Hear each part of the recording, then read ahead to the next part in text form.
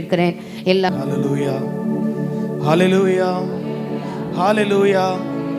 கர்த்தருடைய நாமம் பரிசுத்தப்படுவதாக.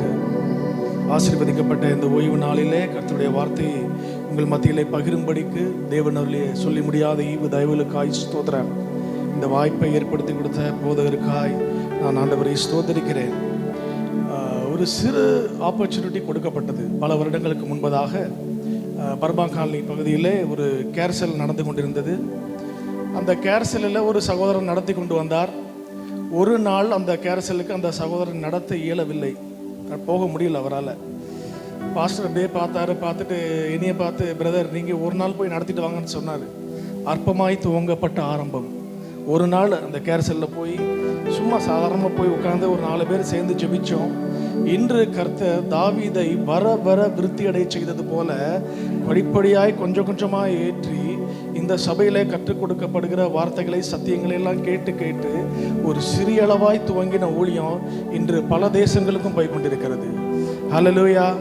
எல்லாம் கைகளை தட்டலாமே. ஹல்லேலூயா. உங்களிலே ஒரு சகோதரனாய் இந்த சபையிலே நல்லா உருவாக்கப்பட்டு நல்ல வார்த்தைகளினாலே போதிக்கப்பட்டு, எல்லாம் எங்கேருந்து கொண்டு வரல, போதகருடைய வார்த்தைகள் தான்.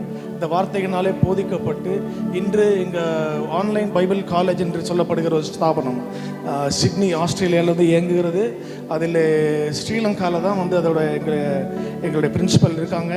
சென்ற வருடம் ஸ்ரீலங்காவுக்கு போக கர்த்தர் உதவி செய்தார். அங்கெல்லாம் சென்று ஊழியங்களை செய்ய உதவி செய்தார். இன்று வாரம் 2 நாட்கள் இந்த உலகத்தில் இருக்கிற எல்லா விசுவாசிகளும், உலகத்தில் பல இடங்களில் இந்த ஓபிசி கேம்பஸில் ஸ்டூடெண்ட்ஸ் பங்கு பெறுகிறார்கள்.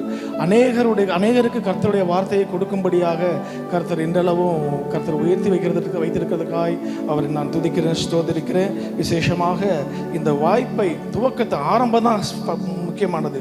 துவக்கம் தான் முக்கியமானது. அன்று ஒரு நாள் போதகர் அந்த சான்ஸை கொடுக்கலைன்னா நான் போயிருக்கவும் முடியாது. அன்னைக்கு அவருக்கு அந்த சான்ஸ் கொடுக்கும்போது, இல்லை பாஸ்டர் நான் சாக்கு போக்கு சொல்லியிருந்தேன்னா இன்னைக்கு நான் உங்கள் மத்தியில் நின்றுருக்கவும் முடியாது. கொடுக்கப்படுகிற வாய்ப்புகள் நல்லா எல்லாருக்கும் சமமான வாய்ப்புகள் இந்த சபையில் கொடுக்கப்படுகிறது. அதையெல்லாம் ஞானமாய் பயன்படுத்தி கர்த்தருக்கென்று ஏதாவது ஒரு வகையில் கெப்பாசிட்டியில் ஊழியம் செய்யும்படியாய் கர்த்தர் உங்களையும் என்னையும் ஆசீர்வதிப்பாராக. ஹல்லேலூயா, ஸ்தோத்திரம். இந்த நாளிலேயும் ஒரு வசனத்துக்கு நேராய் நம் வேதாகமத்தை திருப்பிக் கொள்வோம். எடுத்து வாசிக்கலாம். யோவேல் எழுதின தீர்க்கதரிசன புஸ்தகம், யோவேல் தீர்க்கதரிசி எழுதின புஸ்தகம் 2ஆம் அதிகாரம் 26ஆம் வசனத்தை வாசிக்க வேண்டும். எல்லோரும் வேதத்தை திருப்பிக் கொள்ளுங்கள். எல்லோரும் வேதத்தை திருப்பிக் கொள்ளுங்கள். யோவேல் வாசிக்கலாம். நீங்கள் சம்பூர்ணமாக சாப்பிட்டு திருப்தி அடைந்து உங்களை அதிசயமாய் நடத்தி வந்த உங்கள் தேவனாகிய கர்த்தருடைய நாமத்தை துதிப்பீர்கள். என் ஜனங்கள் ஒருபோதும் வெட்கப்பட்டு போவதில்லை. என்னை அதிசயமாய் நடத்தி கொண்டு வந்த நம் தேவனாகிய கர்த்தர், நான் நடந்து வந்தேன் என்று சொல்லவில்லை, என்னை அவர் அதிசயமாய் நடத்தி கொண்டு வந்தார். 2013ஆம் ஆண்டு முடிந்து 2014ஆம் ஆண்டு இப்பொழுது தான் துவங்கினது போல இருந்தது. இப்போதுதான் அந்த நியூ இயர் ஆராதனைக்கு வந்தது போல இருந்தது. 2 வாரத்தை ஒரு கதையை போல ஓட்டி கழித்து போய்விட்டோம். 2023ஆம் ஆண்டு முழுவதிலும் கர்த்தர் நம்மை சத்துருவின் இஷ்டத்திற்கு விட்டு கொடுக்காம, சத்துருவின் திட்டங்களுக்கு ஒப்பு கொடுக்காம, எந்த விபத்து வியாதி நாச மோசங்களுக்கு விட்டு கொடுக்காம நம்மேல் பிரியமாய் இருந்தபடியினால் நம் ஆத்துமாவை பாதாளத்தில் இறங்காதபடி நம்மை உயிரோடு காத்து இன்று இந்த பரிசுத்த ஆராதனையிலும் பங்கு பெற கர்த்தர் நமக்கு கிருபை பாராட்டி இருக்கிறார். ஹல்லேலூயா. எல்லாம் கைகளை உயர்த்தி கர்த்தரனை நடத்தி கொண்டு வந்தார்னு சொல்றவங்க மாத்திரம் கைகளை உயர்த்தி ஹல்லேலூயா ஒரு பாடலை பாடுவோமா? விட்டு கொடுக்கலையே, விட்டு கொடுக்கலையே, சாத்தான் கையிலும் மனுஷன் கையிலும் விட்டு கொடுக்கலையே, விட்டு கொடுக்கலையே, விட்டு கொடுக்கலையே, சாத்தான் கையிலும் மனுஷன் கையிலும் விட்டு கொடுக்கலையே. கொஞ்சம் கூட நினைச்சு பார்க்கல, என்ன தேடி வந்தீங்க, இந்த மனுஷன் உதவல, நீங்க வந்து நின்னீங்க. கொஞ்சம் கூட நினைச்சு பார்க்கல, என்ன தேடி வந்தீங்க, இந்த மனுஷன் உதவல, நீங்க வந்து நின்னீங்க. விட்டு கொடுக்கலையே, விட்டு கொடுக்கலையே, சாத்தான் கையிலும் மனுஷன் கையிலும் விட்டு கொடுக்கலையே, விட்டு விட்டு கொடுக்கலையே, சாத்தான் கையிலும் மனுஷன் கையிலும் விட்டு கொடுக்கலையே. நம்மை விட்டு கொடுக்காத தேவனை தான் நாம் ஆராதிக்கிறோம். ஹல்லேலூயா, ஹல்லேலூயா. எல்லாரும் வேதாகமம் கையில் வச்சிருக்கீங்களா? எல்லாரும் வேதாகமத்தை வாசிக்கணும். எல்லாரும் அவங்க வாசிக்கிறாங்க, நீங்க எல்லாம் பார்க்கணும். ஒரு வசனத்தை சொல்லுகிறேன், நல்லா வாசிங்க எல்லாருமே. 1 யோவான் 1ஆம் அதிகாரம் 1ஆம் வசனத்தை வாசிங்க. வேகமா வாசிங்க, நேரம் இல்லை, வேகமா வாசிங்க. ஆதியிலே இருந்ததும், ஆதியிலே இருந்ததும், ஆதி முதல் இருந்ததும், ஆதி முதல் இருந்ததும், நாங்கள் கேட்டதும். நிறுத்தி நிறுத்தி நிறுத்தி வாசிக்கணும். நிறுத்தி ஒவ்வொரு இந்த வேத வசனங்கள் எல்லாம் நான் சொல்ற ஒரு ஃபார்முலா இருக்கு. இந்த வேதாகமத்தை வாசிக்கும் போது ஒரு ஃபார்முலா, எல்லாரும் அதை ஃபாலோ பண்ணினா நல்லா இருக்கும். சில வசனங்கள் வாக்கு தத்தம், கற்பனைகள், பிரமாணங்கள், இவைகளெல்லாம் பாராசெட்டமால் மாத்திர மாதிரி.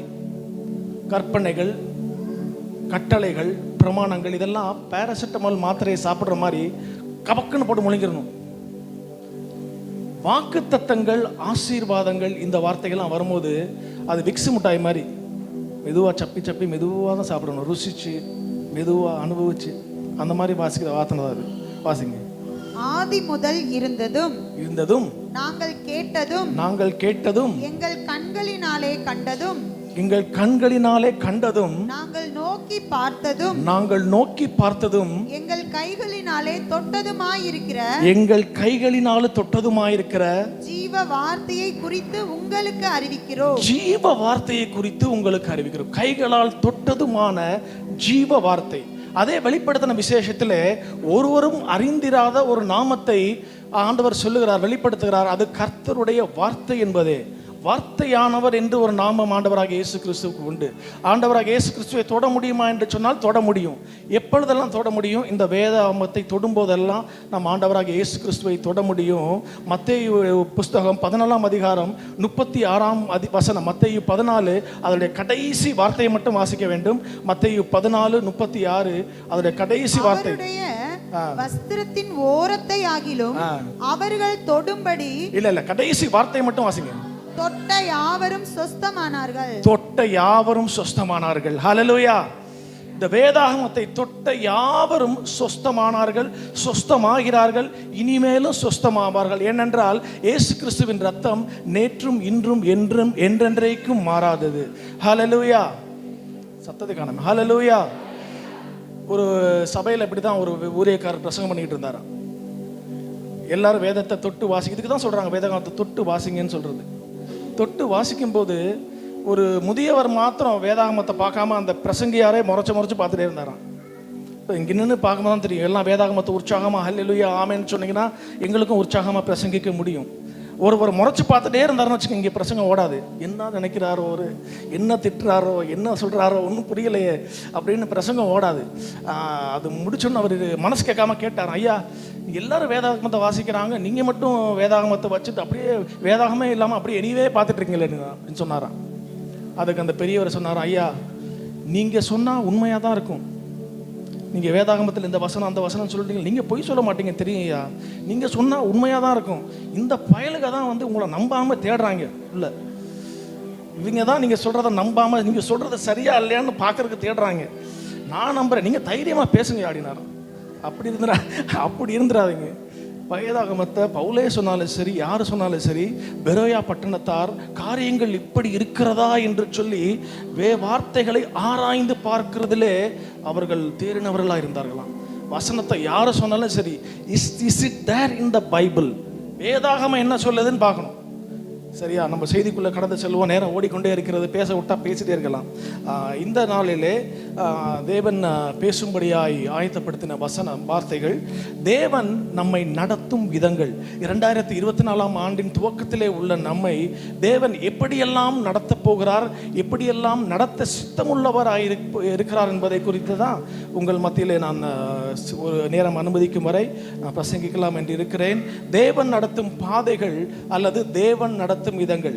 தேவன் பல்வேறு பாதைகளிலே பல்வேறு வழிகளிலே தம்முடைய பிள்ளைகளாகிய தம்முடைய ஊழியக்காரர்களாக தாசர்களை வழி நடத்தி கொண்டு வருகிறார்.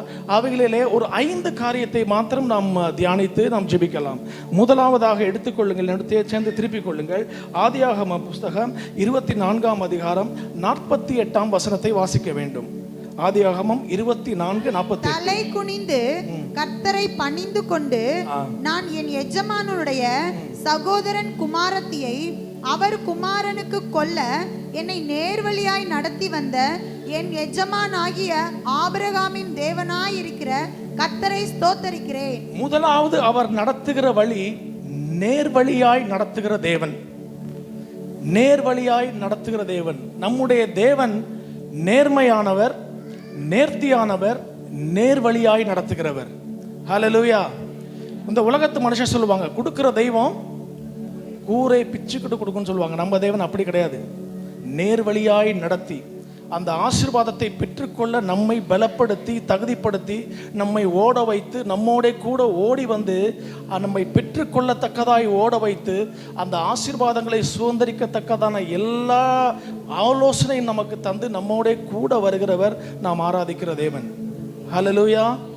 முதலாவதா ஒரு மனுஷனை ஊழியத்திற்கு அழைப்பதற்கு முன்பதாகவோ அல்ல அவனை உண்மையுள்ளவன் என்று நம்பி அந்த ஊழியத்தை கொடுப்பதற்கு முன்பதாக கர்த்தர் சில காரியங்களை அவனை விட்டு அப்புறப்படுத்தி அவனை நேர் வழியாய் நேராக்க வேண்டியது அவசியமாய் இருக்கிறது. மோசே எகிப்தின் சகல சாஸ்திரங்களிலும் சகல ஞானத்திலும் வல்லவனாகி அவன் வாக்கிலும் செய்கையிலும் வல்லவனாய் இருந்தபோது கர்த்தர் அவனை அழைக்கவில்லை. அவனை கொண்டு போய் வனாந்திரத்தில் வைத்து உடைத்து உருவாக்கி அவனுடைய சுபாவங்களை எல்லாம் மாற்றிவிட்டு அதற்கு பிற்பாடு தான் தன்னுடைய ஜனங்களை எகிப்திலிருந்து விடுவித்து அழைத்து கொண்டு போகும்படிக்கு அவனை திரும்பவும் கொண்டு வருகிறார். ஒரு உடைக்கப்பட வேண்டிய அனுபவம், ஒரு நேராக்கப்பட வேண்டிய அனுபவம் முதலாவது ஊழியத்திற்கு போவதற்கு முன்பதாக ஒவ்வொரு தேவ பிள்ளையும் சந்தித்தே ஆக வேண்டும். அதே போலதான் சவுலை உருவாக்குவதற்கு முன்பதாக அந்த ஆவியானவர் எழுதுகிற வார்த்தைகள் இவ்வளவு அக்யூரேட்டா இருக்கு பாருங்க. எடுத்து வாசியுங்கள். அப்போஸ்தலர் நடபடிகள் புஸ்தகம் 9ஆம் அதிகாரம் 11ஆம் வசனம். அங்கே அனனியா என்கிற ஒரு தேவ மனுஷனுக்கு, அப்பொழுது கர்த்தர், நீ எழுந்து நேர் தெருவு எனப்பட்ட தெருவுக்கு போய். போதும் வந்துச்சு வார்த்தை. அனனியா என்கிற தேவ மனுஷனுக்கு ஆண்டவர் ஒரு அட்ரஸ் கொடுக்கிறாரு. அட்ரஸை கொடுத்து, பவுல் என்கிற மனுஷன் இந்த இடத்துல இருக்கிறான், அவன் இருந்த தெருவுக்கு பேர் என்ன? நேர் தெருவு. நேரான தெருவில் வச்சு நிமித்தி நேராக்கி விட்டு தான் அவனை ஊழியத்துக்குள்ளேயே கொண்டு வராரு பாருங்க. அதற்கு பிற்பாடு சவுல் உலகத்தை கலக்கிற மனிதனாய் மாறி போனான். கர்த்தர் நம்முடைய தேவ பிள்ளைகளிடத்தில் எதிர்பார்க்கிறது, அவர் எப்படி உண்மையுள்ளவராயிருந்தாரோ, அவர் எப்படி நேர்த்தியுள்ளவராயிருந்தாரோ, அவர் எப்படி காரியங்களை நேர்வழியாய் செய்தாரோ, தம்முடைய அடிச்சுவடுகளை பின்பற்றி வரும்படி மாதிரியை அவர் உங்களுக்கு எனக்கும் வைத்திருக்கிறார். தம்முடைய பிள்ளைகள் அவருடைய சாயலின்படி உருவாக்கப்பட்ட தேவ பிள்ளைகளாகிய நீங்களும் நானும் அதே போல நடந்து வரும்படிக்கு தான் அவர் விரும்புகிறார். நம்முடைய தொழில்களிலே நேர்வழி இருக்கணும், உண்மை இருக்கணும். கர்த்தருக்கு கொடுக்கிற காரியத்திலே உண்மை இருக்கணும். அதே போல நாம் வாங்கி கொண்டு பெற்றுக்கொண்ட காரியத்தை திருப்பி கொடுப்பதிலேயும் உண்மை இருக்கணும். 3 காரியத்தை சொல்லியிருக்கிறேன். அதற்கு வசனமும் சொல்றேன், கேளுங்க. 3 காரியம் வாங்குகிற காரியத்திலே. முதலாவது யாத்திராகம புஸ்தகம் 34ஆம் அதிகாரம் 19ஆம் வசனம். யாத்திராகமம் 34:19. கற்பம் திறந்து பிறக்கிற யாவும், கற்பம் தரித்து பிறக்கிற யாவும் உன் ஆடு மாடுகளின் தலையீற்றான ஆண்கள் யாவும் என்னுடையவைகள். அல்ல, அதுல ஆவிக்குரிய கண்ணோட்டத்தோடு வாசித்தோமே ஆனால் கர்ப்பம் தரித்து பிறக்கிற யாவும் மாத்திரமே கர்த்தருக்கு செலுத்த வேண்டும். அதாவது கர்ப்பம் தரித்து பிறக்கிறதுனா என்ன? ஒரு சிசேரியன் மாதிரி கிடையாது, ஈஸியா வந்தது கிடையாது. வலி வேதனையோடு நாம் பிரயாசப்பட்டு நாம் உண்மையாய் உழைத்து சம்பாதித்த காரியத்தில் இருந்தால் நாம் யாருக்கு? கர்த்தருக்கு காணிக்கை செலுத்தணும், கர்த்தருக்கு தசமபாகம் கொடுக்கணும். அநியாயமாய் வந்த எதையும் கர்த்தர் சமூகத்திலே அவர் ஏற்றுக்கொள்ளவே மாட்டார். நம்ம அநேக பாவங்களை செய்துவிட்டு கர்த்தருக்கு இவ்வளோ ரூபா கொடுத்துட்டு அவர் எல்லாத்தையும் மன்னிச்சுட்டு வரணும் தவறு. அவர் நேர்வழியான தேவன், நேர்த்தியாய் செய்கிறவர், நேர்மையாய் செய்கிறவர். அடுத்ததாக 2வது காரியம் 1 நாளாகம புஸ்தகம் 21ஆம் அதிகாரம் 24ஆம் வசனம். 1 நாளாகமம் தாவீது செய்ததை பாருங்கள். 1 நாளாகமம் 21:24. அதற்கு தாவீது ராஜா ஒர்னானை நோக்கி, அப்படி அல்ல, நான் உன்னுடையதை இலவசமாய் வாங்கி கர்த்தருக்கு சர்வாங்க தகனத்தை பலியிடாமல் அதை பெரும் விலைக்கு வாங்குவேன் என்று சொல்லி. விலை கொடுத்து வாங்குகிறார். ஒரு இடத்தை இலவசமா வாங்கி கர்த்தருக்கு ஆலயத்தை கட்டல, கிரயம் செலுத்தி விட்டு தான் வாங்குறாரு பாருங்க. அதே போல அந்த விதவையான ஒரு தாயார் இருந்தார். அங்கே எலியா போய் அங்கே அந்த குடங்களை எல்லாம் நிரப்பி வைத்து விட்டு, அந்த குடங்கள் இனி வேறு நிரப்புவதற்கு பாத்திரம் இல்லை என்று சொன்னபோது எலியா சொன்ன முதல் வார்த்தை என்ன தெரியுமா? இப்பொழுது இந்த எண்ணெயெல்லாம் விற்று நீ நல்லா டூருக்கு போங்க, நல்லா ஹோட்டலில் போய் சாப்பிடுங்கன்னு சொல்லலை. என்ன சொன்னார்? இந்த எண்ணெயை விற்று உன் கடன்காரருக்கு போய் முதல்ல செலுத்தி விடு. முதல்ல எல்லாத்தையும், எது அவுட்ஸ்டாண்டிங் எதுவும் வச்சுக்காதீங்க. நேர்மையை எதிர்பார்க்கிற தேவன். கொடுக்கிற காரியம், வாங்குற காரியம் எதுவாக இருந்தாலும் நேர்மையை எதிர்பார்க்கிற காரியம். அடுத்ததாக எனக்கு ரொம்ப பிடித்த வார்த்தை என்னன்னா, 2 ராஜாக்களின் புஸ்தகம் 22ஆம் அதிகாரம் 7ஆம் வசனத்தை வாசிக்க வேண்டும். நல்ல அருமையான வார்த்தை. இந்த மாதிரி ஒரு வார்த்தை சர்டிபிகேட் நம்ம எல்லாரையும் குறித்து ஆண்டவர் கொடுத்தாருன்னா நல்லா இருக்கும். 2 ராஜாக்கள் 6ஆம் அதிகாரம் 2 ராஜாக்கள் 22:7 வாசிக்கணும். ஆகிலும் அந்த பணத்தை தங்கள் கையில் ஒப்புவித்துக் கொள்ளுகிறவர்களோ காரியத்தை உண்மையாய் நடப்பிக்கிறபடியினால் அவர்களிடத்தில் அதன் கணக்கை கேட்க வேண்டியதில்லை என்று சொல் என்றார். பாத்தீங்களா? காரியத்தை அவர்கள் உண்மையாய் செய்வாங்க நம்பி ஒரு ஊழியத்தையோ இல்லை ஒரு சின்ன ஒரு காரியத்தையோ போதகரோ இல்லை கர்த்தரோ இல்லை உங்களுக்கு மேலே இருக்கிற அதிகாரிகளோ ஒரு காரியத்தையோ இல்லை ஒரு பணத்தையோ கொடுத்து இந்த வேலையை செய்யுங்கன்னு சொல்லி கொடுக்கும்போது அவங்க உண்மையாய் நடப்பித்தது நிமித்தமாய் அவர் என்ன சொல்கிறாங்களா, அந்த கணக்கே கேட்க வேணாம். இந்த மாதிரி எத்தனை பேர் உண்மையாக செய்ய முடியும்?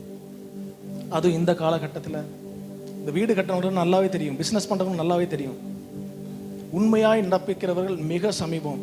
இங்கே தேவ சமூகத்தில் அமர்ந்திருக்கிற பிள்ளைகளை தவிர இன்னும் தேவ ஜனங்கள் அவருடைய சுபாவத்தின்படி நேர்வழியாய் நடக்க வேண்டும் என்று சொல்லி தான் கர்த்தர் விரும்புகிறார். இந்த நாளில் நம்ம ஒப்பு கொடுப்போம். ஏதாவது தவறான வருமானங்கள் நம்ம வீட்டுக்குள்ளே வரக்கூடாது. ஒப்பு கொடுப்போம். தவறான வருமானங்கள் நம்ம வீட்டுக்குள்ளே வரக்கூடாது. ஆண்டவரே, தவறான காரியத்தை நான் செய்திருந்தேன் ஆனால் இதுவரை 23ஆம் ஆண்டு வரை நான் செய்திருந்தேன், ஆனால் இப்பொழுது இந்த சத்தத்திற்கு செவி கொடுத்து ஒப்பு கொடுத்து நான் அவையெல்லாம் விட்டு விடுகிறேன் ஆண்டவரேன்னு சொல்லணும். ஒரு சம்பவம் எனக்கு ஞாபகத்துக்கு வருகிறது. என்னவென்றால், நான் ஏர்ஃபோர்ஸில் பணியாற்றும் போது ஒரு நடந்து தான் போவேன் எங்கள் ஆஃபீஸுக்கு. வெகு தூரம் அந்த ரன்வேலாம் கிராஸ் பண்ணி அப்படி சுற்றி வரணும். ஒரு நாள் ஃபென்சிங் மெயின்டெனன்ஸ் ஒர்க்காக அந்த ஃபென்சிங்கை ஓப்பன் பண்ணி வச்சுருந்தாங்க. இங்கேருந்து பார்த்தா அங்கே தான் ஆஃபீஸ் தெரியும். இப்படி கிராஸ் பண்ணி போனால் ஒரு 10 செகண்டில் அந்த ஆஃபீஸ்க்கு போயிடலாம். நடந்து போனேன்னா எப்படி ஒரு 1/2 hour ஆகும். அப்பா கர்த்தரே வாய்க்க பண்ணினாருன்னு சொல்லி அந்த குறுக்கு வழியில் அப்படி உள்ளே பூந்துட்டேன். யார் பக்கத்தில் நிற்கிறான்னு பார்க்கல. ஈஸி தானே, ஓப்பனாக இருக்குது. ஆண்டவரே வழி வாய்க்க நடக்கிற வேலை மிச்சம்னு கிராஸ் பண்ணிட்டேன். அப்போ எங்கள் கமாண்டர் அங்கே காரில் உட்காந்துருந்தார்.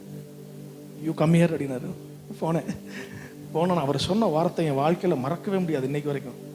Stephen, you know one thing, shortcut will cut short your life.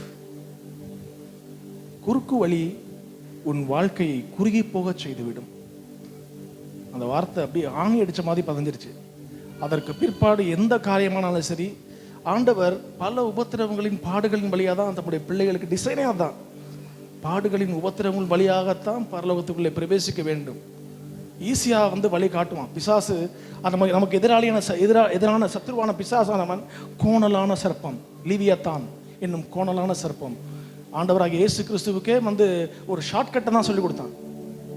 Shortcut, நீ என்னை பணிந்து கொண்டால் சகலத்தையும் தருவேன். அதை ஏற்றுக்கொண்டு ஆண்டவர் இணங்கவில்லை. அவர் தம்முடைய பிதா தமக்கு ஆயத்தம் பண்ணின பாத்திரத்திலே பானம் பண்ணுவதையே தெரிந்து கொண்டு, சிலுவையின் பாதையை தெரிந்து கொண்டு, ஜனங்கள் எல்லாம் சத்தம் போடுறாங்க, ஓசன்னா கர்த்தருடைய நாமத்திலே வருகிறவர் ஸ்தோத்தரிக்கப்பட்டவர். தீர்க்க தரிசன புஸ்தகங்கள் எல்லாம் தான் சொல்லியிருக்கு. உன் ராஜாவாகிய மேசியா கழுதை குட்டியின் மேல் ராஜாவாய் பவனி வருவார். அதெல்லாம் பார்த்துட்டு, தீர்க்க தரிசனம் என்னை குறித்து தான் எழுதியிருக்கு, நான் ராஜாவாவேன்னு சொல்லி அவர் நேரா அத்தனை ஜனங்களையும் கூட்டிக் கொண்டு போய் நேரா ராஜாவாக அங்கே சிம்மாசனத்திலே அமரவில்லை. பிதாவானவர் தமக்கு ஆயத்தம் பண்ணி வைத்திருந்த அந்த சிலுவையின் பாதையின் வழியாய் போய் பற்பட பாடுகள், அவமானங்கள், நிந்தைகள் எல்லாம் சகித்து சிலுவையின் மேல் வெற்றி சிறந்து உங்களை என்னையும் தமக்கு சொந்த பிள்ளைகளாய் மாற்றிக்கொண்டாராம். ஹல்லேலூயா. நேர்வழியாய் நடத்துகிற தேவன். முதலாவது காரியம் இதுதான். இரண்டாவது காரியம், வசனத்தை திருப்பிக் கொள்ளுங்க. இரண்டாவது காரியம், ஆத்திராகம புஸ்தகம் 13ஆம் அதிகாரம் 18ஆம் வசனத்தை வாசிக்க வேண்டும். யாத்திராகமம் 13:18. சிவந்த சமுத்திரத்தின் வனாந்தர வழியாய் ஜனங்களை சுற்றி போக பண்ணினார். ஜனங்களை சுற்றி போக பண்ணினார். முதலாவது நேர்வழியாய் நடத்துகிறார், இரண்டாவது சுற்றி போக பண்ணுகிறார். சில இடத்துல அவரை சுத்த விடுவார் பாருங்க. இன்டெகிரிட்டின்னு வந்தாச்சுன்னா நேர் வழியாக தான் போகணும். அதில் வேறு பேச்சே கிடையாது, நேராக தான் போகணும். சில நேரங்களில் கர்த்தரே நம்மை சுற்றி போக வைப்பார். ஏன்னு அதுக்கு ஒரு காரியத்தையும் சொல்றாரு. உபாகமம் 8:2, உபாகம் 8. ஏன் அப்படி சுத்த வைக்கிறார்? ஏன் தேவ பிள்ளைகளுடைய வாழ்க்கையிலே சில நேரத்தில் ஆண்டவர் சுத்த விடுறாருன்னா இதுக்கு பதில் இங்கே தான் இருக்கு பாருங்க. உன் தேவனாகிய கர்த்தர் உன்னை சிறுமைப்படுத்தும் படிக்கும் தம்முடைய கட்டளைகளை நீ கைக்கொள்வாயோ கைக்கொள்ள மாட்டாயோ என்று அவர் உன்னை சோதித்து உன் இருதயத்தில் உள்ளதை நீ அறியும்படிக்கும் உன்னை இந்த 40 வருஷம் அளவும் வனாந்தரத்திலே நடத்தி வந்த எல்லா வழியையும் நினைப்பாயாக. இதுல அண்டர்லைன் பண்ண வேண்டிய வார்த்தை என்னன்னா, உன் இருதயத்தில் உள்ளதை நீ அறிந்து கொள்ள வேண்டும். என்னுடைய இருதயத்தில் உள்ளதை, நம்முடைய இருதயத்தில் உள்ளதை நாம் அறிந்து கொள்ள வேண்டும் என்று சொல்லி தான் இந்த 40 வருஷம் வனாந்தரம். இந்த ஜனங்கள், இஸ்ரவேல் ஜனங்கள் விடுவிக்கப்பட்ட, மீட்கப்பட்ட அந்த இஸ்ரவேல் ஜனங்கள் வனாந்திரத்தில் வரும்போது அவங்க இருதயத்தில் என்ன இருந்துச்சு? எகிப்தை விட்டு வந்துட்டாங்க, ஆனால் இருதயத்திற்குள்ள என்ன இருந்தது? இருதயத்திலே எகிப்து உண்ண இருந்துச்சு. எகிப்தை விட்டு விடுவிக்கிறதுக்கு ஈஸியாக விடுவிச்சு கொண்டு வந்துட்டார் ஆண்டவர். ஆனால் அந்த இருதயத்திலே இருந்த எகிப்தை விடுவிப்பதற்கு அவருக்கு 40 வருஷம் தேவைப்பட்டது. எது எடுத்தாலும் சரி, மோசேட்ட வாக்குவாதம் பண்ணுவாங்க. வாக்குவாதம் பண்ணிட்டு சொல்ற அடுத்த வார்த்தை, நாங்கள் எகிப்திலே இருந்தால் நலமாயிருக்கும். எகிப்தில் எங்களுக்கு பிரேத குழி இல்லை என்று சொன்னா இங்கே வனாந்திரத்தில் கூட்டி வந்தீங்க. அங்கே நாங்கள் அதை சாப்பிட்டோம் இதை சாப்பிட்டோம் லிஸ்ட்டே கொடுக்குறான். பின்னால் வரேன் அந்த அதுக்கு. எதை எடுத்தாலும் எகிப்து, அதை கம்பேர் பண்ணிகிட்டே இருப்பான். நான் அங்கே இருக்கும்போது நல்லா இருந்தேன், நான் எங்கே இருக்கும்போது நல்லா இருந்தேன், இங்கே வந்து கஷ்டப்படுறேன், எங்கள் அம்மா வீட்டில் சந்தோஷமாக இருந்தேன். நான் இங்கே சொல்லலை, பொதுவாக சொல்கிறேன். நான் எங்கள் அப்பா வீட்டில் இருக்கும்போது சந்தோஷமாக இருந்தேன், இங்கே வந்து ரொம்ப கஷ்டப்படுறேன்னு. அதை எடுக்கிறதுக்காக தான், இந்த இருதயத்தில் இருக்க அழுக்கு எடுக்கிறதுக்கு சுற்ற பண்ணினாராம். புரியும் மாதிரி சொன்னேன்னா, ஒரு வாஷிங் மிஷினில் போட்டு சுத்த விடுவோம் பார்த்தீங்களா? எல்லா இஸ்ரவேல் ஜனங்களையும் உள்ளே போட்டு வாஷிங் மிஷினில் போட்டு டைமரை செட் பண்ணிட்டாரு. நம்ம டைமர் வைப்போம்ல, உங்களுக்கு புரிகிற மாதிரி சொல்கிறேன். டைமர் வைப்போம்ல, டைமர் மட்டும் ஜஸ்ட் ஒரு 40 வருஷத்துக்கு வச்சுட்டார், அவ்வளோதான். 40 வருஷம் சுத்த விட்டார் பாருங்க. சுற்றிக்கிட்டே இருந்தான், எல்லா அழுக்கும் நீங்கிற வரைக்கும் சுத்த விட்டு கடைசியில் மனுஷன் அப்பத்தினாலே மாத்திரமல்ல, தேவனுடைய வாயிலிருந்து புறப்படும் ஒவ்வொரு வார்த்தையினாலும் பிழைப்பான் என்று சொல்லி அவர்கள் நம்புகிற வரைக்கும் சுத்த விட்டாருங்க. அதற்கு பிற்பாடு தான் பாலும் தேனும் ஓடுகிற கானான் தேசத்திற்குள்ளே அவரால் பிரவேசிக்க முடிந்தது. சரி, ஒரு கேள்வி கேட்குறேன், எத்தனை பேர் கரெக்டாக அப்சர்வ் பண்ணிருக்கீங்கன்னு பார்ப்போம். சாலமோன் கட்டின தேவாலயத்திற்கும் நம்முடைய முதல் ஏஜி சபை தேவாலயத்திற்கும் ஒரே ஒரு காரியம் எக்ஸாக்டா ஒத்து போகுது. என்னன்னு சொல்லுங்க பார்ப்போம். யாராவது ஒருத்தவங்க சொல்லுங்க பார்ப்போம். சாலமோன் கட்டின தேவாலயத்தில் இருந்த ஒரு காரியம் இங்கே அச்சு அசலா அப்படியே இந்த சபையில் இருக்கு. கொஞ்ச நாளைக்கு முன்னால தான் நானே பார்த்தேன். புரியலையா? புரியல. சரி, ஓகே, எடுத்து வாசிங்க.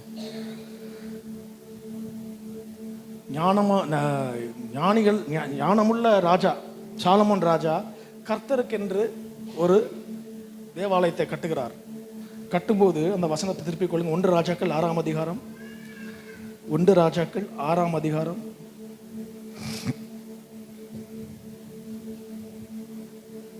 7-8 வாசிக்க. ஆலயம் கட்டப்படுகையில் அது பனி தீர்ந்து கொண்டு வரப்பட்ட கற்களாலே கட்டப்பட்டது.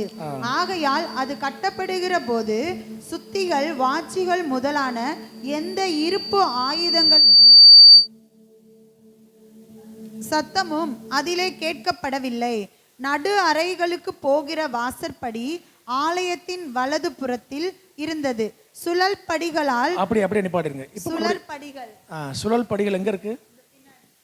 ஒருத்தர் இங்கே காட்டுறீங்க, ஒருத்தர் அங்கே காட்டுறீங்க. சுழல் படி எங்க இருக்கு? இப்போ ஏன் ஆண்டவர் நம்மளை சுத்த விடுறாருன்றது அது எக்ஸாம்பிள். சாலமோன் கட்டின தேவாலயத்தில் சுழல் படி இருந்துச்சு. இங்கே போதர் வச்சிருக்காரு பாருங்க, தரிசனத்தோடு தான் கட்டியிருக்காரு பாஸ்டர், சும்மாலாம் இல்லை. சுழல் படி எந்தெந்த இடத்துல வைக்கப்படும்னு சொன்னால் பாஸ்டர்கிட்ட கேட்டால் ஈஸியாக சொல்லிடுவாங்க. உங்கள்கிட்ட கேட்குறேன், சுழல் படி எங்கெங்கெல்லாம் வைக்கப்படும் கேட்டிங்கன்னா, ஒரு இடத்துல இருந்து சீக்கிரமாக மேலே போகணுன்னா அங்கே சுழல் படி வைக்கப்படும். தேவ பிள்ளைகளாகிய நாம் இன்னும் வேத வசனத்தை கேட்டுக்கொண்டு ஆமென் அல்லேலூயா சொல்லிட்டு இப்படியே பால் குடித்து கொண்டு இருக்கிற அனுபவத்திற்குள்ளே இருக்கக்கூடாது. ஆவிக்குரிய வாழ்க்கையில மாத்திரமல்ல, இம்மையிலையும் மறுமையிலையும் நாம் அடுத்த ஸ்தானத்திற்கு மேலே மேலே வரணும்னு சொல்லி தான் கர்த்தர், அதுவும் சீக்கிரமாய் நம்ம ஆவிக்குரிய வாழ்க்கையில மேல் அடுத்த ஸ்டேஜுக்கு வரணும்னு சொல்லி தான் ஆண்டவர் நம்ம எல்லாரையும் பார்த்து விரும்புகிறார். அதற்காகத்தான், அதை அடையாளப்படுத்தும்படியாகத்தான் அங்கே அந்த இடத்துல சுழல் படி வைக்கப்படுகிறது. இரண்டாவதாக சுழல் படி எங்க வைக்கப்படும் தெரியுமா? இடம் பத்தல. இந்த மாதிரி வாட்டமா படி வைக்கணும்னா இன்ஜினியர்ஸ்க்கு தெரியும். இந்த மாதிரி படி வைக்கணும்னா நிறைய இடம் தேவைப்படும். ஆனா இப்படி வச்சிட்டோம்னா கொஞ்சோண்டு இடத்துல ஈஸியா போயிடலாம் மேல. நமக்கு இருக்கிற கொஞ்சம் ஞானம், நமக்கு இருக்கிற கொஞ்சம் தாளந்து, நமக்கு இருக்கிற கொஞ்சம் படிப்பு, கொஞ்சம் அறிவு, கொஞ்சம் புத்திசாலித்தனம், இதையெல்லாம் கர்த்தர் சமூகத்தில் வைத்துக்கொண்டு நம்ம வெளியில போனோம்னா ஒருத்தன் ஒரு வேலை நம்ம ஆபீஸ்ல ஒரு பீனோ கூட சேர்த்துக்க மாட்டான். உண்மையா இல்லையா? நமக்கு இருக்கிற ஞானம், நமக்கு இருக்கிற அறிவு, நமக்கு இருக்கிற அந்தஸ்து எல்லாத்தையும் இவைகள் எல்லாம் குறைவுள்ளவர்களாக இருந்த போதும் ஆண்டவர் நம்மை மேலே கொண்டு செல்ல விரும்புகிறார், ஆசீர்வதிக்க விரும்புகிறார். உங்களை உயர்ந்த ஸ்தானத்திற்கு கொண்டு போய் அமர செய்ய அவர் விருப்பமுள்ளவராக இருக்கிறார். இந்த கொஞ்சம் இடத்திலேயே உங்களுக்கு ஒரு உயர்வு மேன்மையை தர வேண்டும் என்பதற்காக தான் அந்த சுழல் படி, அந்த சுழல் படியில் சுத்த விடுறாரு பாருங்க. சில நேரம் ஆண்டவர் சுத்த விட்டா நம்ம முறுமுறுக்க கூடாது. நாம் என்னடா இப்படி அலைகிறோம், இவ்வளோ நாள் அலைகிறோம், இவ்வளோ நாள் தேடுறோம், இவ்வளோ நாள் நம்ம எல்லா இடத்துக்கும் ஓடுறோம், ஒன்றும் வாய்க்க பண்ணலேன்னு நினைக்காதீங்க. உங்களுக்கு ஒரு உயர்வை நோக்கி கர்த்தர் உங்களை நடத்தி கொண்டு போகிறார் என்பதை மாத்திரம் அறிந்து கொள்ளுங்கள். ஹல்லேலூயா. ரெண்டாவது, இந்த சுழல் படியில் இருக்கிறது, இங்கே நீங்கள் ஃப்ரீயாக இருந்தால் பாருங்கள். ஒரு ஆள் கீழே நின்றுங்க, இன்னொரு ஆள் மேலே நின்றுங்க. கீழே நிற்கிற ஆள் மேலே பார்க்க முடியுமா? பார்க்க முடியாதுங்க, பார்க்க முடியாது. இந்த படியில் நின்று பாருங்க, கீழே ஒரு ஆள் நிற்கட்டும், மேலே ஒரு ஆள் நிற்கட்டும், மேலே எவ்வளோ உயரத்தில் இருந்தாலும் கீழே இருக்கவங்க பார்த்துடலாம் ஈஸியாக. சுழல் படிகள் வளைஞ்சு வளைஞ்சு போக முடியும். அதாவது இந்த படிகள் ஆரம்பிக்கும் போது கர்த்தர் உங்களுக்கோ இல்லை எனக்கோ அழைக்கப்பட்ட பிள்ளைக்கு என்ன ஆசீர்வாதத்தை மேலே வைத்திருக்கிறார் என்பதை நாம் கீழே இருந்து நாம் கிரகிக்கவே முடியாது, நாம் புரிந்து கொள்ளவே முடியாது. என்ன ஆசீர்வாதம் இருக்கு? தேவன் தமக்கு பயந்தவர்களுக்கு ஆயத்தம் பண்ணினவைகளை ஒருவருடைய கண்களும் காணவில்லை, ஒருவருடைய காதும் கேட்கவில்லை, எந்த மனுஷனுடைய இருதயத்திலும் அது தோன்றவும் இல்லை. மேல வச்சிருக்கிற உயரத்துல கீழே இருந்து பார்த்தா ஒண்ணுமே தெரியாது. ஆனா விசுவாசித்து நம்பி நாம் படிகளை எடுத்து வைத்து போகணும். கர்த்தர் நிச்சயமாய் அதை நிறைவேற்ற வல்லவராக இருக்கிறார். ஹல்லேலூயா, ஹல்லேலூயா. புரியுறதா? சொல்றது புரியுதா? ரெஸ்பாண்ட் பண்ணுங்க, அப்பதான் எனக்கு புரியும். நீங்க கேட்குறீங்க, நான் ஃபாலோ பண்றீங்கன்னு தெரியும். அடுத்ததாக இந்த படியில ஓடி பாருங்க, ஈஸியா டக்கு டக்கு டக்கு 4 ஸ்டெப் வச்சு ஓடிடலாம். அந்த படியில பாத்தீங்களா எப்படி போகும்? ஓடி பாருங்களேன், விழுந்துருவோம் கீழே. ஒரு அடியாக தான் வைக்கணும். தேவன் தம்முடைய பிள்ளைகளுக்கு வச்சிருக்க டிசைனே அதுதான். பட்டு பட்டுன்னு ஓடி நீங்க மேலே போன துரிதமாய் கிடைத்த சுதந்திரம் முடிவிலே ஆசீர்வாதமாயிராது. ஆண்டவர் தம்முடைய பிள்ளைகள் ஒவ்வொரு அடியிலையும் அவரையே சார்ந்து கொண்டு நடக்க வேண்டும் என்று சொல்லி தான் விரும்புகிறார். எங்களுக்கு வேண்டிய அன்றன்று உள்ள அப்பத்தை எங்களுக்கு இன்று தாரும். அனுதின மன்னாதான். ஒரு மாசத்துக்கு தேவையானதெல்லாம் கேட்கக்கூடாது. அனுதினமும் கர்த்தரை சார்ந்து கொண்ட தாவீதை கர்த்தர் அனுதினமும் பாதுகாத்தார். சவுல் அவனை அனுதினமும் தேடியும் அவன் கைக்கு அவனை ஒப்புக் கொடுக்கவில்லை. வசனம் அப்படிதான் சொல்லுது. ஒவ்வொரு அடியாய் ஸ்டெப். தாவீது வர வர விருத்தி அடைந்தான். சேனைகளின் தேவனாகிய கர்த்தர் அவனோடு கூட இருந்தாராம். முதலாவது தாவீதுக்கு கொடுக்கப்பட்ட ஆசீர்வாதம் என்ன தெரியுமா? முதலாவது அவன் ஒரு ஆடுகளை மேய்த்து கொண்டு தான் இருந்தார். இரண்டாவது உயர்வு என்னன்னு பார்த்தீங்கன்னா, ஆடுகளை மேய்த்து கொண்டிருந்த தாவீது சாப்பாடை சுமந்துட்டு போறான், அதான் ஊழியம், ரெண்டாவது ஊழியம். மூன்றாவது அடுத்த உயர்வு என்ன? சவுலுக்கு மியூசிக் வாசிக்கிற வேலை மூன்றாவது. அடுத்தது என்ன வேலை? அந்த யூதா கோத்திரத்துக்கு அந்த படை தலைவன், படைகளுக்கெல்லாம் தலைவன், அப்புறம் 1000க்கு அதிபதி, அப்புறம் யூதா கோத்திரத்துக்கு அவன் ராஜாவா, அதுக்கு பிற்பாடு சமஸ்த இஸ்ரவேலுக்கும் ராஜாவானான். படிப்படியா தாவீதை உயர்த்தினார். அப்படி படிப்படியா ஸ்டெப் பை ஸ்டெப்பா ஆண்டவர் உயர்த்தும் போது கடைசியில் அந்த வசனம் சொல்லுது, தாவீதை ஒருவருக்கு முன்பாகவும் தோற்றுப்போ, தாவீதோடு கூட கர்த்தர் இருந்தார். எந்த இடத்துலையும் அவன் தோற்று போகவில்லை, எந்த இடத்துலையும் அவன் வெட்கப்பட்டு போகல. எல்லா இடத்துலையும் தாவீது சென்ற இடமெல்லாம் கர்த்தர் அவனோட கூட இருந்தார். அடுத்து சுற்றுப்பாதை. முதல்ல இருக்கிற ஸ்டெப்ஸ் தான் கொஞ்சம் கஷ்டமா இருக்கும். அந்த வசனமே இருக்கு பாருங்க, அந்த வசனத்தை வாசிங்க. 6ஆம் வசனம், 1 ராஜாக்கள் 6:6 வாசிங்க. கீழே இருக்கிற சுற்றுக்கட்டு 5 முழ அகலமும், நடுவே இருக்கிறது 6 முழ அகலமும், மூன்றாவதா இருக்கிறது 7 முழ அகலமுமா இருந்தது. போதும் போதும் போதும். முதல்ல ஸ்டெப் எடுத்து வைக்கும் போது எத்தனை முழமா இருந்துச்சு? நல்லா சொல்லுங்க, எல்லாம் சொல்லுங்க. 5 முழமா இருந்துச்சு. விசுவாசத்தோட முதல் படி எடுத்து வச்சுட்டாலே போதும். அடுத்த ஸ்டெப் எத்தனை சைஸா மாறுது?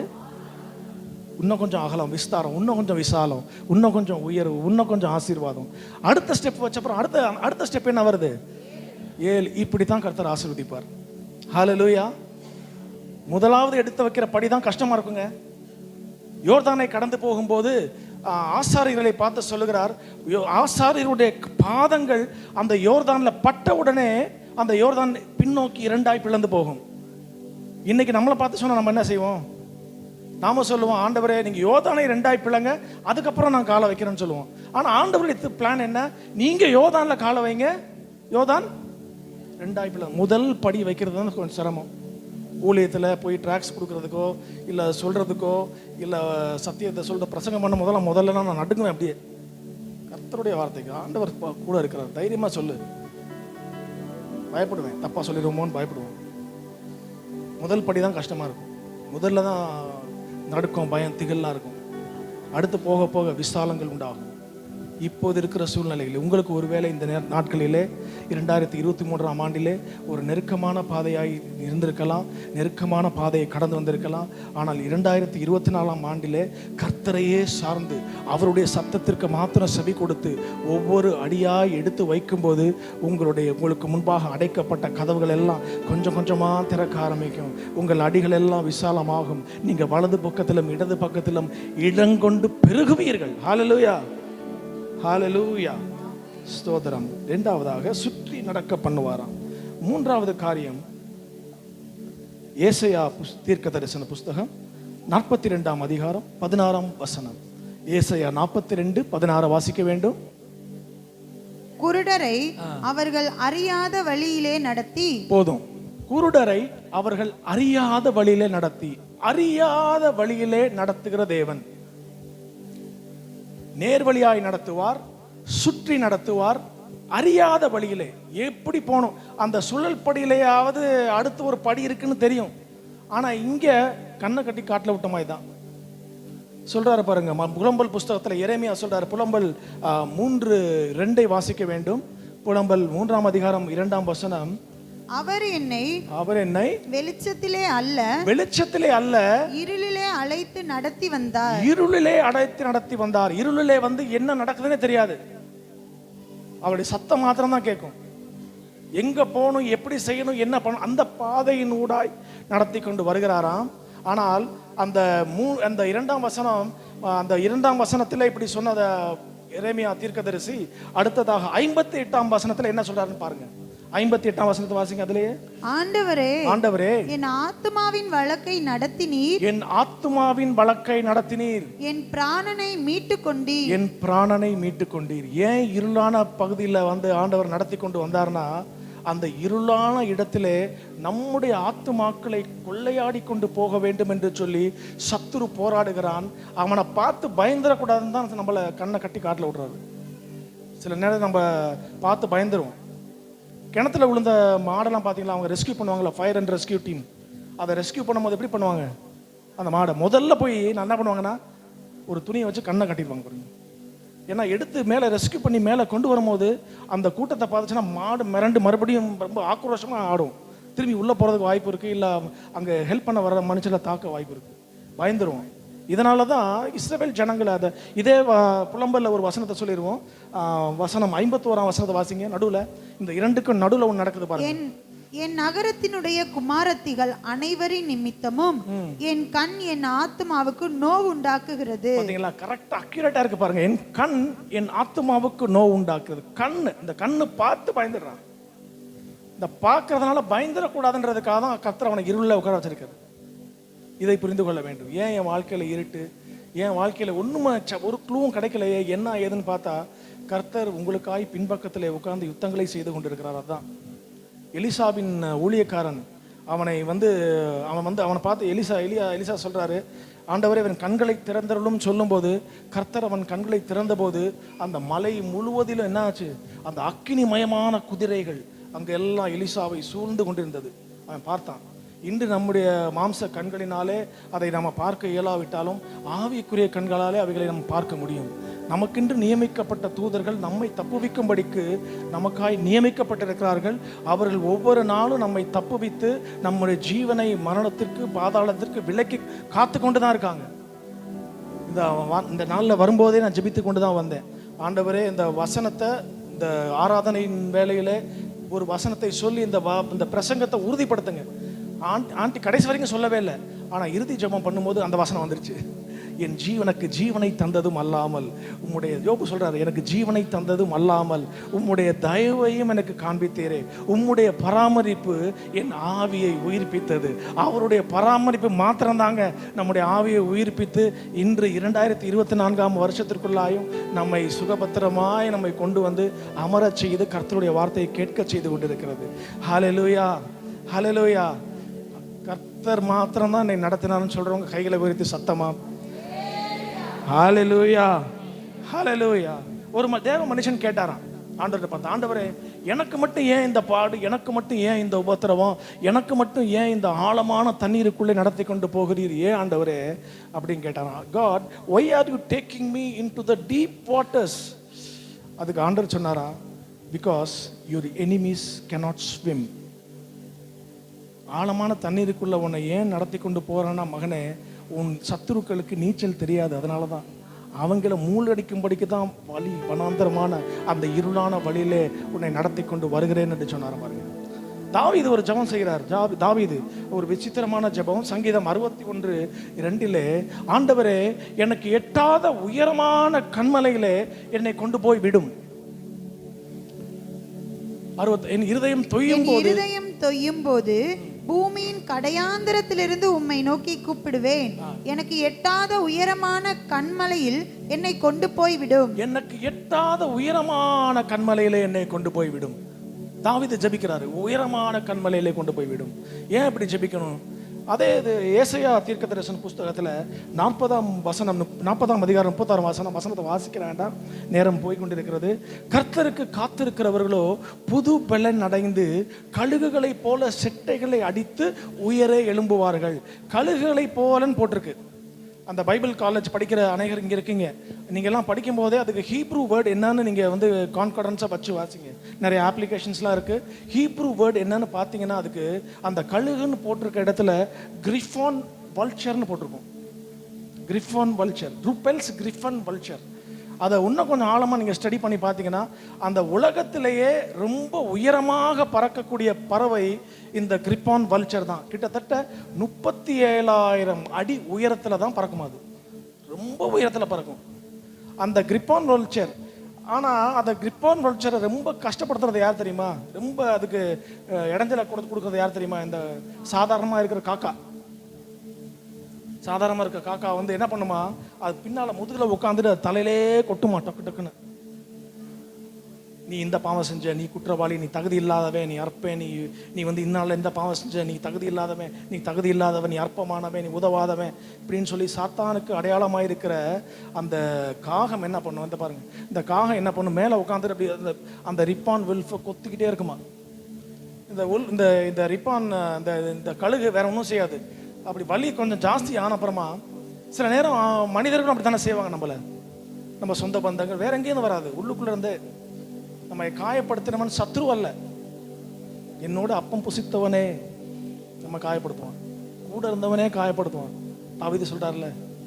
அப்போ என்ன சொல்றாரு? வேதனை, மனுஷர்கள் நிமித்தமாய் நிந்தைகள், அவமானங்கள், வேதனைகள் வரும்போது இந்த கழுகு போல செட்டை அடித்து உயரை எழும்புவது என்று சொன்னால், இந்த கழுகு என்ன செய்யுமா? ஒண்ணுமே செய்யாது, அழகா பறக்க ஆரம்பிச்சிடும். மெதுவாக பறந்து பறந்து பறந்து பறந்து கொஞ்சம் கொஞ்சமாக மேலே ஏறி 37,000 அடி உயரத்தில் போகும்போது இந்த காக்கா தானாக கலண்டு கீழே வந்துடும். ஏன்னா காக்காய்க்கு வந்து 1000 அடிக்கு மேலே பறக்கிறதுக்கு அதுக்கு சக்தி இல்லை, அது மூச்சு விட முடியாது. இப்படியே மனிதர்கள், இந்த உலகம் அல்லது சத்துரு நம்மை வார்த்தைகளாலே நெருக்கும் போது, ஒன்றுக்கு உதவாதவன்னு சத்துரு சொல்லும்போது, நீ எதுக்கும் லாயக்கு இல்லைன்னு சத்துரு சொல்லும்போது, நீங்கள் அவனோட கூட வாக்குவாதம் பண்ண வேண்டிய தேவையில்லை, அவனோட கூட யுத்தம் பண்ண வேண்டிய அவசியம் இல்லை. அவனை அப்படியே ஜெபமலைக்கு அழைத்து கொண்டு மேலே போயிருங்க. ஆண்டவர் சமூகத்தில் உங்கள் ஜெபத்தை எல்லாம் விண்ணப்பங்களோடு கர்த்தருக்கு தெரியப்படுத்துங்க. அப்போ என்ன, இந்த சத்துரு தன் பல்லாத்து தொபியா பிக்ரி சிக்ரி எல்லாரும் கீழே வந்து செத்து போயிடுவான். ஒருத்தன் மிச்சமாக இருக்கப்பட்டான். பேசின ஆகான்கள் ஆமான்கள் எல்லாரும் கீழே வந்துடுவான். பாருங்க, ஜெபமலைக்கு ரொம்ப உயரமான ஸ்தலத்திற்கு கொண்டு போக வேண்டும். இதுதான் கர்த்தர் அறியாத பாதையிலே நம்மை நடத்தி செல்வது. அடுத்ததாக ஒரு வசனத்தை வாசிக்கலாம். இன்னும் 2 காரியங்கள் இருக்குது. வேகமாக வாசித்து முடிப்போம். லேவியராகம புஸ்தகம் 26ஆம் அதிகாரம் 13ஆம் வசனம். லேவியராகமம் 26:13 வாசிக்க வேண்டும். நீங்கள் எகிப்தியருக்கு அடிமைகளாய் இராதபடிக்கு நான் அவர்கள் தேசத்திலிருந்து உங்களை புறப்பட பண்ணி உங்கள் நுகத்தடிகளை முறித்து உங்களை நிமிர்ந்து நடக்க பண்ணின உங்கள் தேவனாகிய கர்த்தர். உங்களை நிமிர்ந்து நடக்க பண்ணுகிற தேவனாகிய கர்த்தர். ஹல்லேலூயா. நிமிர்ந்து நடக்க பண்ணுவார்னா என்ன?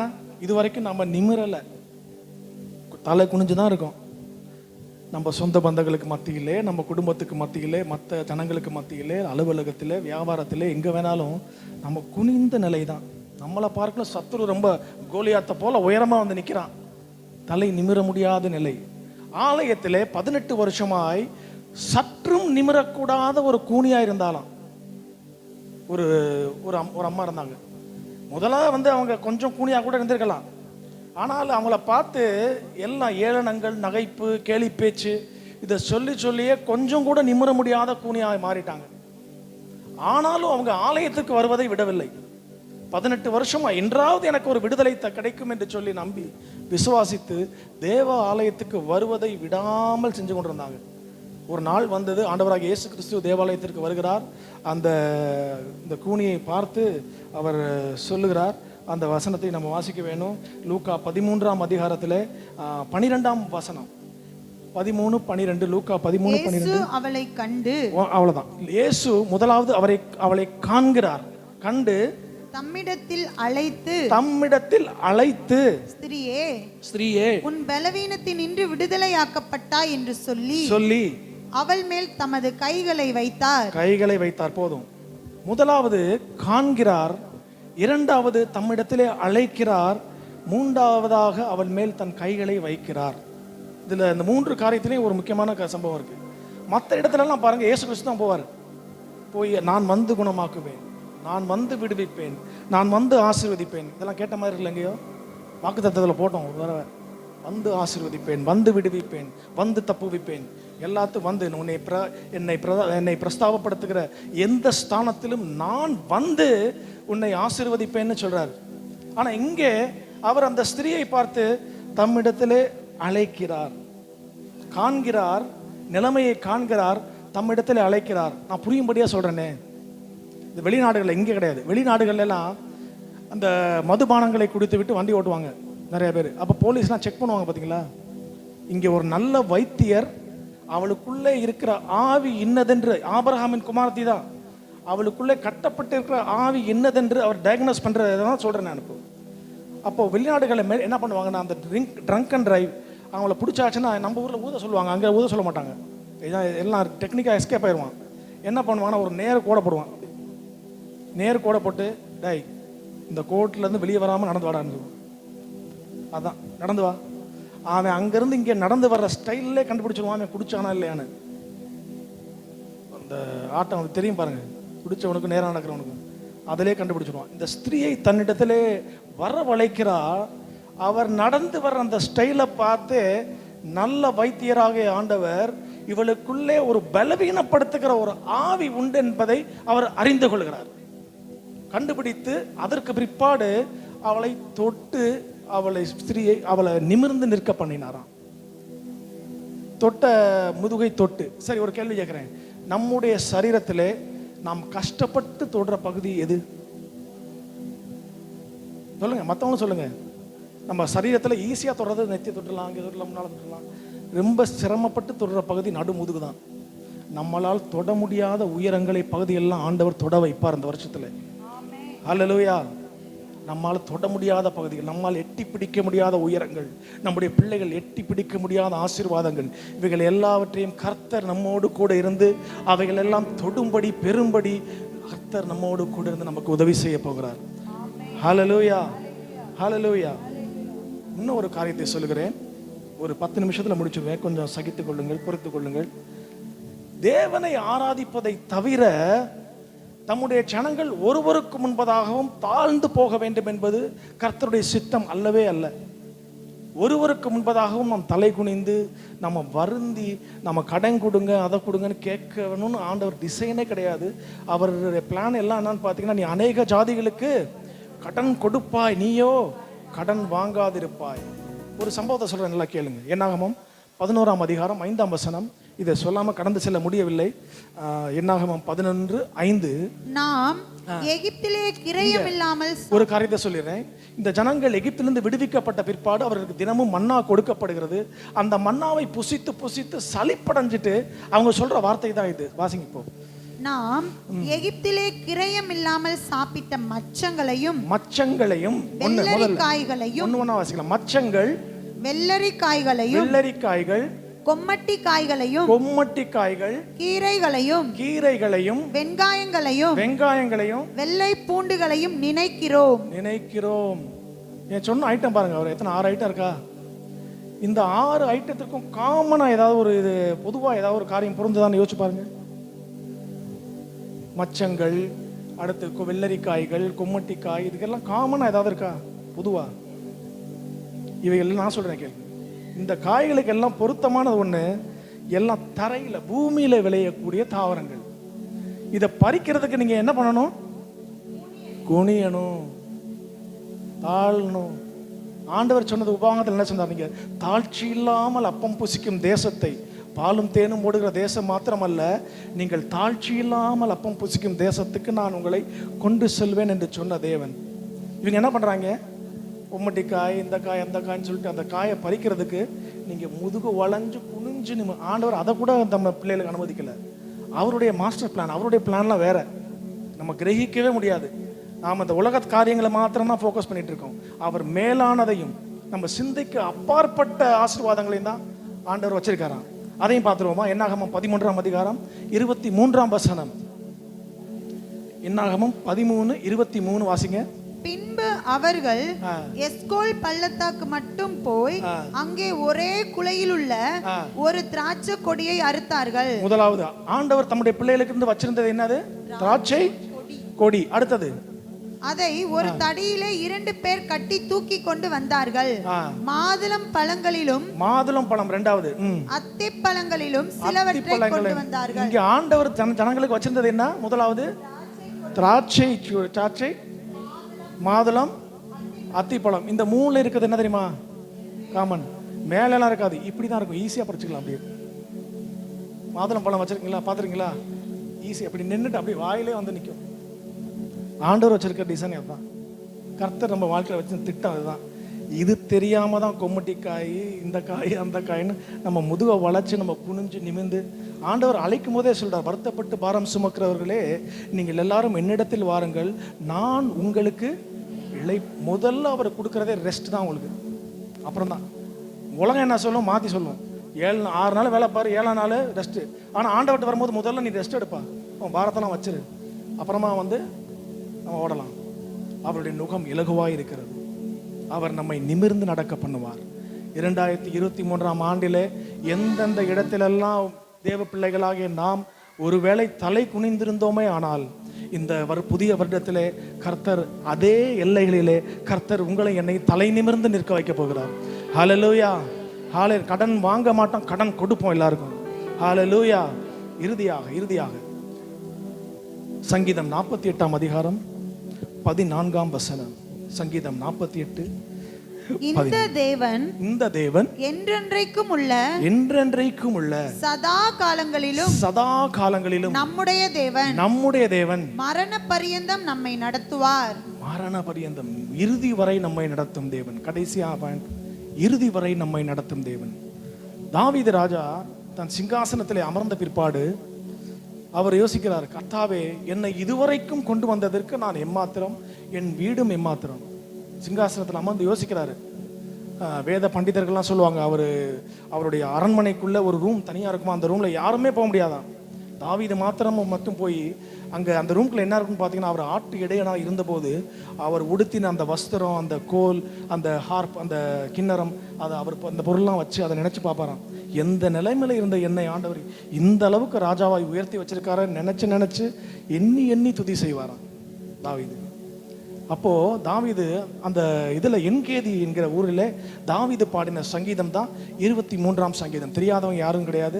23ஆம் சங்கீதத்தை சின்ன பிள்ளை கூட வாசிடுவாங்க. அந்த 23ஆம் சங்கீதத்திலே தாவீது ஆண்டவர் தன்னை எப்படி துவக்கத்திலிருந்து இறுதி வரை என்னை நடத்தி கொண்டு வந்தார் என்பதை அந்த 23ஆம் சங்கீதத்திலே அடக்கிட்டார் பாருங்க. ரொம்ப கம்ப்ரஸ் பண்ணி அந்த ஒரு அதிகாரத்திலே எல்லாத்தையும் அடக்கிட்டார். அந்த அதிகாரத்தை மட்டும் நாம் வாசித்து விட்டு நாம் ஜெபித்து விட்டு கடந்து செல்லலாம். முதலாவதாக, கர்த்தர் என் மெய்ப்பராய் இருக்கிறார், மெய்ப்பராய் இருக்கிறார், நான் தாழ்ச்சி அடையேன், தாழ்ச்சி அடையேன். அவர் என்னை புல்லுள்ள இடங்களில் மேய்த்து, புல்லுள்ள இடங்களில் மேய்த்து, அமர்ந்த தண்ணீர்கள் அண்டையில் என்னை கொண்டு போய் விடுகிறார், கொண்டு போய் விடுகிறார். மேய்த்து கொண்டு போய் விடுகிறார். அவர் என் போதும் போதும் போதும், கொஞ்சம் கொஞ்சமா. இது விக்ஸ் மாத்திரை, கொஞ்சம் கொஞ்சமா மெதுவாக தான் முழுங்கணும், பேராசிட்டமால் கிடையாது. அவர் என்னை கொண்டு போய் விடுகிறார். யாராவது இப்போ அந்த மாதிரி மாறிடுச்சு. நம்ம சின்ன சின்ன பிள்ளைகள், டைனி டாட்ஸ், சிறு பாலகர்களை நம்ம ப்ரீகேஜி ஸ்கூலில் நம்ம என்ன பண்ணுவோம், அவங்கள கொண்டு போய் விடுவோம். அவங்களா போக தெரியாது. பஸ்ல இருந்து இறங்கி வருவாங்களா, நம்ம கொண்டு வருவோம். பஸ்ஸில் கொண்டு போய் விடுவோம். அவங்க போகிற இடத்துக்காக நம்ம கூடயே போவோம். கொண்டு போய், இது எதை குறிக்கிறது என்றால் குழந்தை பருவத்தை குறிக்கிறது. குழந்தை பருவத்திலே கர்த்தர் என்னை கொண்டு போய் விட்டார்னு சொல்லி தாவீது அங்க நினைவு கூறுகிறார். 23ஆம் அதிகாரம் 3ஆம் வசனம். அவர் என் ஆத்துமாவை தேற்றி தம்முடைய நாமத்தின் நிமித்தம் என்னை நீதியின் பாதையில் நடத்துகிறார். என்னை நீதியின் பாதையில் நடத்துகிறார். நீதியின் பாதை என்றால் சரியான பாதை, கரெக்டா எங்கிட்டு போகணும் எங்கிட்டு போகக்கூடாது. இது எப்போ நடக்கும்னு சொன்னீங்கன்னா, குழந்தை பருவத்தை தாண்டி ஒரு வாலிப வயது வரும்போது தான், அந்த வாலிப பிராயம் அடையும் போது தான் அவன் சேரக்கூடாத ஃப்ரெண்ட்ஸ் கூட சேருவான், வரக்கூடாத பழக்கம் வரும். இந்த காலேஜுக்கு போகிற டைமில் தான் வழி மாறி போகக்கூடிய இந்த தருணங்கள். அந்த வழி மாறி போகக்கூடிய தருணங்களில் அவர் நீதியின் பாதையிலே தம்முடைய பிள்ளைகள், தம்மால் தெரிந்து கொள்ளப்பட்ட பிள்ளைகள், வாலிப பிள்ளைகள் நிறைய பேர் இருக்கீங்க. அந்த சமயத்தில் கர்த்தர் என்னை வழி விலகி இந்த உலகத்திற்குள்ளே நான் போய் விழுந்து விடாதபடிக்கு என்னை அவர் நீதியின் பாதையிலே நடத்துகிறார் என்று சொல்லுகிறார். குழந்தை பருவம், வாலிப பருவம். அடுத்ததாக 23:4 வாசிங்க. நான் மரண இருளின் பள்ளத்தாக்கிலே நடந்தாலும் பொல்லாப்புக்கு பயப்படேன். தேவரீர் என்னோட கூட இருக்கிறீர், உமது கோலும் உமது தடியும் என்னை தேற்றும். என் முதல் வார்த்தை மட்டும் வாசிங்க. நான் அவ்வளவுதான். முதல் வார்த்தை நான். இதுவரைக்கும் கர்த்தர் என் மெய்ப்பராயிருக்கிறார், அவர் என்னை புல்லுரிடங்களில் மேய்ப்பார், அவர் என்னை அமர்ந்த, கர்த்தரையே சார்ந்திருக்க வரைக்கும் நல்லா தான் வண்டி போய்கிட்டு இருந்துச்சு. என்னைக்கு நான்ற வார்த்தை வாயில வந்துச்சோ, அடுத்து என்ன வருது? மரண இருளின் பள்ளத்தாக்கு. கவனமா இருக்கணும் எல்லாருமே. இதை விவரிச்சு சொல்ல வேண்டிய அவசியம் இல்லை, எல்லாருக்கும் புரியுதுன்னு நினைக்கிறேன். நான் என்கிற நினைவு வந்தாலே அடுத்து மரண இருளின் பள்ளத்தாக்கு. அடுத்ததாக மரண இருளின் பள்ளத்தாக்குன்னா பார்த்தீங்கன்னா, இப்போ நிறைய பேர் வாங்கின கடனை திருப்பி கொடுக்க முடியாமல் சூசைட் பண்ணுறாங்க. பார்த்தீங்களா? அவங்கெல்லாம் பார்த்தீங்கன்னா நடுத்தர வயதில் தான் இருப்பாங்க. ஒரு வேலைக்கு போய் சேர்ந்துருப்பாங்க, அதை நம்பி நிறைய இன்ஸ்டால்மெண்ட் லோன், நிறைய தங்க சக்திக்கு மீறி அந்த வேலையே நம்பி தன் சக்திக்கு மீறி வாங்கிடும். பிள்ளைகளோட படிப்பு, பிள்ளைகளோட திருமண காரியம், பிள்ளைகளுக்கு காலேஜில் சேர்க்கணும், ஃபீஸ் கட்டணும், டியூஷன் படிக்க வைக்கணும், அப்படியே எல்லாம் தலையில் ஏறி ஏறி ஏறி ஏறி ஒரு காலகட்டத்தில் தங்களால் திருப்பி கொடுக்க நிர்வாகம் இல்லாமல் போகும்போது அநேகர் தங்களை மாய்த்து கொள்ளுகிற அந்த வயது, அதான் நடுத்தர வயது. நடுத்தர வயதிலே கர்த்தர் எப்படி இருந்தாராம்? அவருடைய கோலும் தடியும் நம்மை தேற்றி நம்மை மரணத்திற்கு ஒப்பு கொடுக்காமல் பாதுகாத்தார் என்று சொல்லி தாவீது சொல்லுகிறார். இது நடுத்தர வயதை குறிக்கிறது. அடுத்ததாக 23:6 வாசிங்க. என் ஜீவனுள்ள நாளெல்லாம் நன்மையும் கிருபையும் என்னை தொடரும். போதும். என் ஜீவனுள்ள நாளெல்லாம், அது முதிர் வயதை குறிக்கிறது. எனக்கு ஜீவன் என்று சொல்லி எனக்கென்று ஒரு நாளை, நேரத்தை, எல்லோருக்கும், எனக்கு எல்லோருக்கும் ஒரு நாளை, ஒரு நேரத்தை கர்த்தர் குறித்து வைத்திருக்கிறார். அந்த நாள் வரை நன்மையும் கிருபையும் தேடி நான் போக வேண்டியதல்ல, நன்மையும் கிருபையும் என்னை தேடி வரும்படி செய்கிறார். ஹல்லேலூயா. நம்பிக்கை இல்லையா? விசுவாசம் உள்ளவங்க மாத்திரம் சொல்லுங்க. நன்மையும் கிருபையும் நம்மை தேடி வரும்படி செய்கிறார். அடுத்ததா கடைசி பகுதி, நான் கர்த்தருடைய வீட்டிலே நீடித்த நாட்களாய் நிலைத்திருப்பேன். அது அப்படி வாசிக்க கூடாது. கர்த்தருடைய வீட்டிலே நீடித்த நாட்களாய் நிலைத்து. திரும்பி சொல்லுங்க, கரெக்டா சொன்னீங்க. நான் கர்த்தருடைய வீட்டிலே நீடித்த நீடித்த நாட்களாய் நிலைத்திருப்பேன். கர்த்தருடைய வீட்டிலே, இந்த உலகத்திலே ஓட்டத்தை முடித்த பிற்பாடும் நான் கர்த்தருடைய வீட்டிலே. எவ்வளவு அழகா தாவீது 23ஆம் சங்கீதத்துல சிறு பிள்ளையிலிருந்து கர்த்தருடைய வீட்டுக்கு போகிற வரைக்கும் எப்படி ஒரு நல்ல மெய்ப்பன் தன் ஆடுகளை எப்படி பராமரித்து நடத்துகிறார் என்பதை அவ்வளோ சுருக்கமாக நல்லா ஹைட் பண்ணி வச்சிருக்காரு. தேடும்போது தான் அதெல்லாம் கர்த்தர் வெளிப்படுத்துவார். ஹல்லேலூயா, ஹல்லேலூயா. இந்த 24ஆம் வருஷத்திலே கர்த்தர் நம்மை வல்லமையாய், அற்புதமாய், அதிசயமாய் ஆலோசனை தந்து நம்மை நடத்தும்படிக்கு நாம் எல்லாரும் அவருடைய சமூகத்தை நோக்கி பார்ப்போம். ஒரு பாடலை பாடுவோம், ஜெபிப்போம். ஹல்லேலூயா, ஹல்லேலூயா. நடத்தி வந்த பாதைகளை நினைக்கும் போதெல்லாம் கண்ணீரோடு நன்றி சொல்லி துதிக்கிறேன் ஐயா. நடத்தி வந்த பாதைகளை நினைக்கும் போதெல்லாம் கண்ணீரோடு நன்றி சொல்லி துதிக்கிறேன் ஐயா. உங்க அன்பு பெரியது, உங்க இரக்கம் பெரியது, உங்க கிருபை பெரியது, உங்க தயவு பெரியது.